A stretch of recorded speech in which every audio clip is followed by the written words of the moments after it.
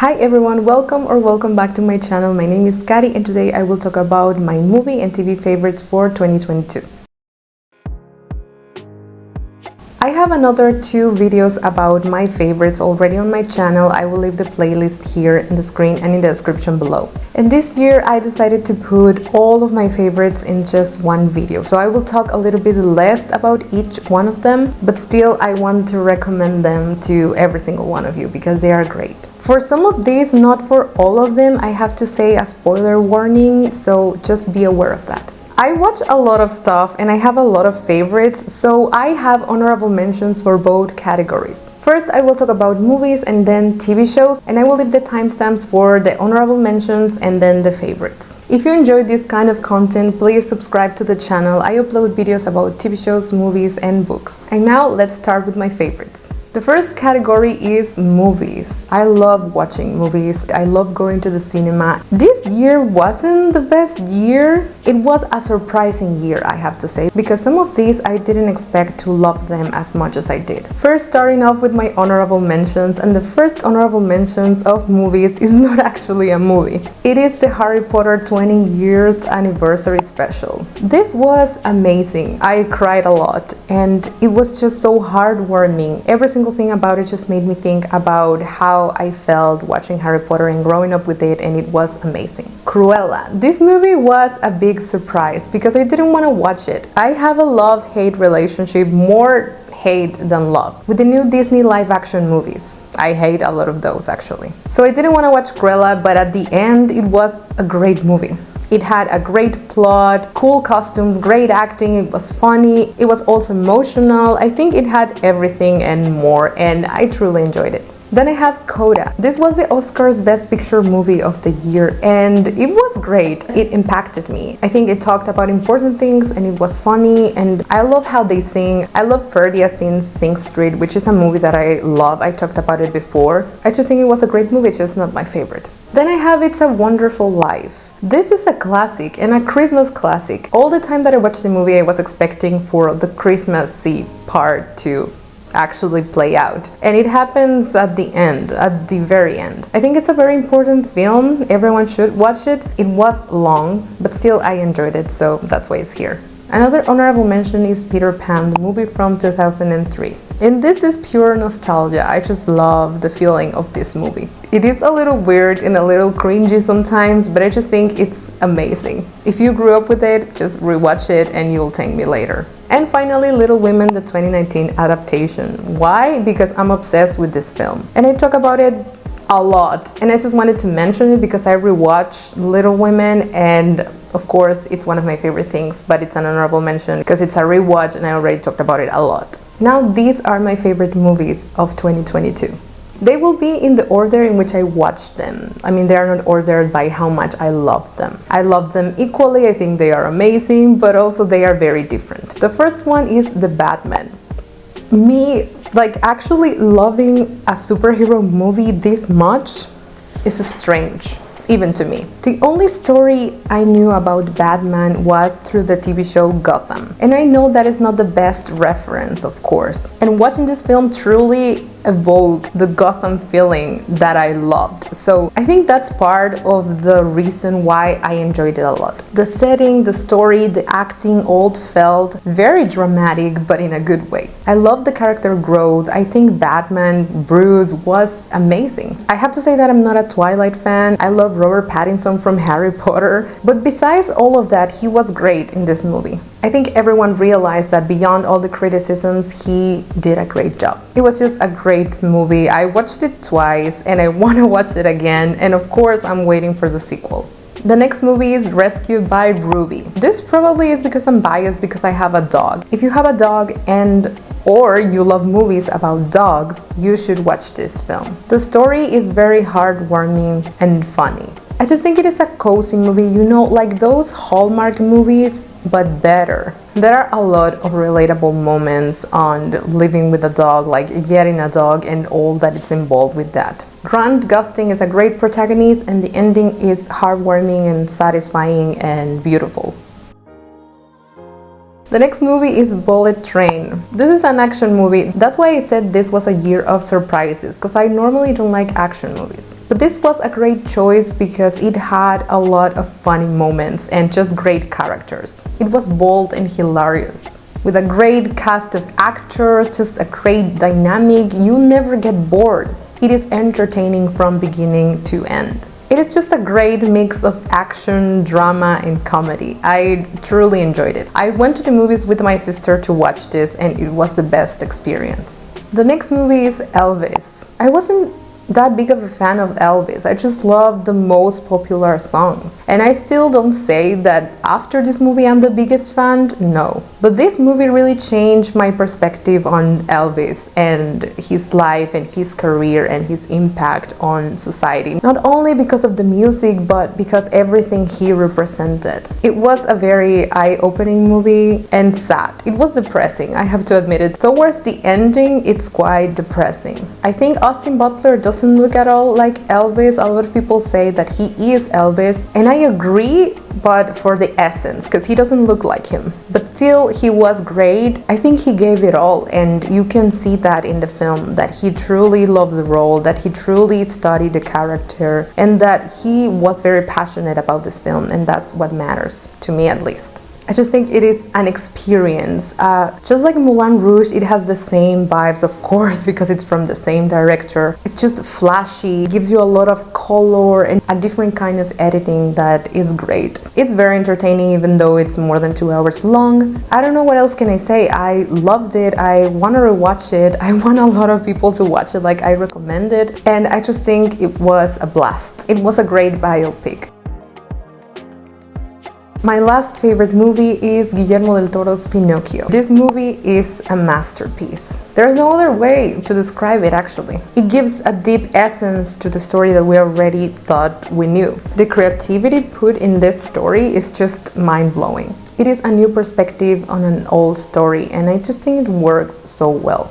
The animation is stunning, the characters are great. Personally, I love the story of Pinocchio from the novel and from the Disney movie, the original Disney movie, not the remake. And I have to say that loving those stories, still, I think this movie was great. Like, it's not the same. It's not that you're gonna watch this and then skip the Disney original movie or skip reading the book, because they are their own thing, and that's why they are so important. This is a great adaptation that changes a lot but still gives it a great meaning. Everything just adds up. The music was great. The first song, I don't remember the name, but I will put it right here on the screen, just made me cry. It was so emotional. I think it was great. From the first 15 minutes of the story, you know that it's gonna be a great movie, and that's what's important about this. I cannot recommend it enough. Even if you don't like the story of Pinocchio or the Disney movie, just give it a chance, because it's amazing. And now we're starting with the TV shows. Of course, I'm starting first with the honorable mentions, which are a lot. I have season 1 of One of Us is Lying. Yeah, this show is a teenage drama. It's like Pretty Little Liars. I don't actually know how to describe it. I just know that I had a blast watching the first season. It was interesting and I just loved the couple. Nate and Bronwyn, they are just amazing. Currently, I'm watching season 2 and they are still great. I think I'm watching this show because of them. But still, they canceled the show after season 2, so... But I still think season 1 was good and worth a watch. Then I have Obi-Wan Kenobi. I enjoyed this show, but it wasn't my favorite. It was just great to go back to the feeling of the Star Wars prequels, and it was great to see Ewan McGregor again, truly. Every scene with Darth Vader on it was just a masterpiece, and Baby Leia was also great. The next show is Holly Hobby. This TV show is weird. It's a kids TV show. Yeah, it's an honorable mention. My honorable mention. Because it's great. It's just so funny. It gives you a lot of life lessons because it's a kids show, but in a smart way. And I like the protagonist, I like the actress, I like the setting. It's like cottagecore a little bit, but also she's like a singer and an influencer. And it talks a lot about current topics of society, so it's great. It also has music, so if you like musicals or TV shows with music, that's a plus. Then I have Dahmer. At first I was gonna put this in my favorites, but then I realized that it was just so disturbing. I'm not gonna watch it ever again, but still I think it's a great show. So that's why it is an honorable mention. In my opinion, this show was intense and very cruel. The whole concept of what he was doing was just so disturbing and sick. But the show was very well done. I think the message that the show wanted to give worked, and that's why it was so popular. Then I have The Umbrella Academy Season 3. Sadly, this season was not the best season. It was actually the worst of the show. I mean, so far. I hope that with Season 4 they fix it,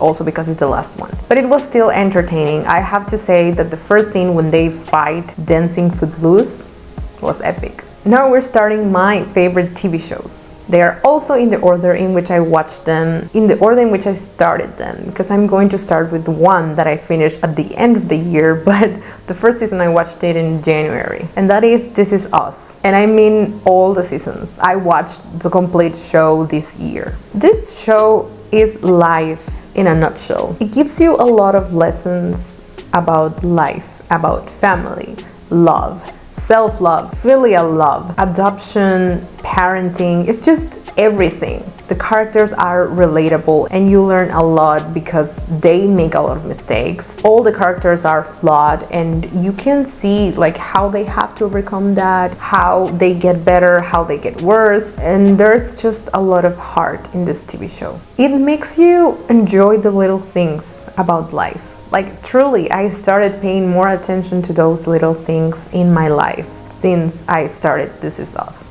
It represents a lot of moments of happiness in the everyday life that are often ignored. And I just like that. I love Jack. He is my favorite character. He is probably the best character. He was different in the best way, and Milo playing him was the best for me and my sister. But as it represents those beautiful moments in life, it also represents the saddest parts of life. And it will make you ugly cry. Not only cry, ugly cry. If you cry with TV shows, with movies, you will cry. I cried, my sister cried, my mom cried, and my mom doesn't cry easily with TV shows or movies. So yeah, it will make you cry. Some of the episodes feel so real and so personal. I'm not saying that all the episodes are amazing, not all the seasons are the best, but still it is a great TV show. I recommend it 100% to everyone. It gives you a lot, not just entertainment. This is like lesson learning and parenting and a lot. It's just watch it, it will change your life. Then I have Cobra Kai Season 4 and 5, because I watched both last year. Cobra Kai will be here in my favorites every year until it ends. And sadly, that's gonna happen next year. Cobra Kai's 6th season is gonna be the last season. And that is so sad. I am genuinely sad. But now I'm going to talk about Season 4 and 5. Every season they managed to bring just new things, like from the old movies, old characters, and make them better. Some of the villains, they redeem them and make them good guys. Here in these seasons, we see how Daniel and Johnny have to join forces, like work together. And we know, if we are Cobra Kai fans, that that's a struggle. And we have Chris that at first introduces Silver into this power game, and then Silver is the main villain. The interactions between the characters and their relationships are just great. I love everyone on this TV show. Well, obviously not the villains, but still the villains are great. And you see everything. You see friends to lovers, enemies to lovers, villains, redemptions, and so much more. A huge shout out to Chosen, because he was just amazing on Season 5. Along with Amanda. Amanda is amazing every season. I just adore her. I'm realizing this, like the notes that I have written about Cobra Kai are so depressing right now, because I know that the final season is coming soon. Because I growed. Cobra Kai will be my favorites as long as it keeps bringing new seasons. I hope that doesn't stop anytime soon. And then I just growed. Let's keep on bringing Cobra Kai.